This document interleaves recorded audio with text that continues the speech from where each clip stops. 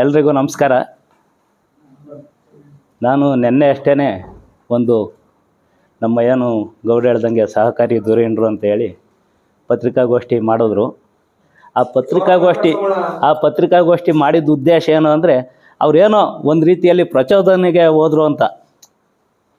ಪ್ರಚೋದನೆ ಅಂದರೆ ಅವ್ರಿಗೆ ಗೊತ್ತಲ್ಲ, ತಮ್ಮನ್ನು ತಾವು ಕೆರಳಿಸ್ಕೊಂಡು ಮಾತಾಡೋ ರೀತಿ.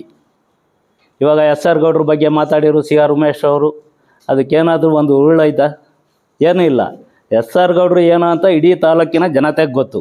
ಅವ್ರು ಏನು ಮಾಡಿದ್ದಾರೆ, ಎಂತೆಂತಹ ಅಭಿವೃದ್ಧಿ ಕೆಲಸ ಮಾಡಿದ್ದಾರೆ, ಯಾರ್ಯಾರಿಗೆ ಅನುಕೂಲ ಆಗಿದೆ, ಅದು ಪ್ರತಿ ತಾಲೂಕಿಗೆ ಗೊತ್ತು. ನಮ್ಮ ತಾಲೂಕಿನ ಇಡೀ ನಮ್ಮ ಜನತೆಗೆ ಗೊತ್ತು. ಆಮೇಲೆ ಮಾತಾಡ್ತಾನೆ ನಮ್ಮ ಯಾರು ಜಿ ಎನ್ ಮೂರ್ತಿಯವರನ್ನು ಮಾತಾಡ್ತಾರೆ. ಅದೇ ನಮ್ಮ ಮಾಜಿ ಮಿನಿಸ್ಟ್ರು ಸತ್ಯನಾರಾಯಣ ಸಾಹೇಬ್ರ ಮಗನ್ನ ಒಬ್ಬ ರೌಡಿಸಮ್, ನೀನೊಬ್ಬ ರೌಡಿ ಅಂತೇಳಿ ಹೇಳ್ತಾರೆ. ಅವರು ರೌಡಿಸಮ್ ಎಲ್ಲಿ ಮಾಡಿದ್ದಾರೆ? ಎಲ್ಲಾದರೂ ಗೂಂಡಾಗಿರಿ ಮಾಡೋಕ್ಕೆ ಹೋಯ್ದಾರ, ದಬ್ಬಾಳಿಕೆ ಮಾಡಿದಾರ? ಇಲ್ಲ ಜಿ ಎನ್ ಮೂರ್ತಿ ಮನೆ ಹತ್ರ ಹೋಗ್ಬಿಟ್ಟು ಏನಾದರೂ ಅವ್ರಿಗೆ ಗೂಂಡಾಗಿರಿ ಮಾಡಿದಾರ? ಏನು ಮಾಡಿಲ್ಲ. ಇವತ್ತು ಅಂತಹ ಒಬ್ಬ ಸಾಮಾನ್ಯ ವ್ಯಕ್ತಿ ಇವತ್ತು ಇಡೀ ತಾಲೂಕಿನ ಜನ ಹೇಳ್ತೈತೆ ಇವರೊಬ್ಬರು ಸ್ನೇಹಜೀವಿ ಅಂತ ಹೇಳ್ತೈತಿ. ಯಾಕಂದರೆ ಅವರು ಸಣ್ಣ ಮಗುನೂ ಸಮೇತ ಅಣ್ಣ ಅಂತೇಳಿ ಮಾತಾಡಿಸ್ತಾರೆ. ಅಂಥ ಒಬ್ಬ ವ್ಯಕ್ತಿಗೆ ಈ ಥರ ಕೆರಳಿಸ್ಕೊಂಡು ಈ ಥರ ಪ್ರಚೋದನೆಗೆ ಹೋಗಿ ಆ ವ್ಯಕ್ತಿ ಬಗ್ಗೆ ಮಾತಾಡೋದಕ್ಕೆ ಇವ್ರಿಗೇನು ಹಕ್ಕಿದೆ?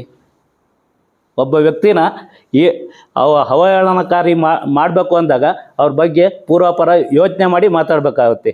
ಇವಾಗ ಪ್ರತಿಯೊಬ್ಬರಿಗೂ ಗೊತ್ತು ಏನು ಇವತ್ತು ಸೊಸೈಟಿ ಚುನಾವಣೆಗಳಲ್ಲಿ ಯಾವ ರೀತಿ ಆಗ್ತಾಯಿದೆ, ಯಾವ ರೀತಿ ರಿಸಲ್ಯೂಷನ್ ಮಾಡ್ತಾಯಿದ್ದಾರೆ, ಅದು ಎಲ್ಲ ಇಡೀ ತಾಲೂಕಿನ ಜನತೆಗೆ ಗೊತ್ತು.